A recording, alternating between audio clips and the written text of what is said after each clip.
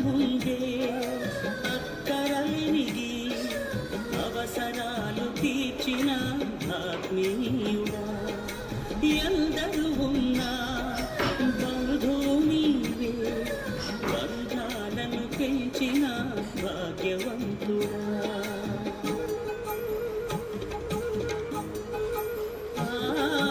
అడగక ముందే అక్కరలిగి అవసరాలు తీర్చిన ఆత్మీయుడా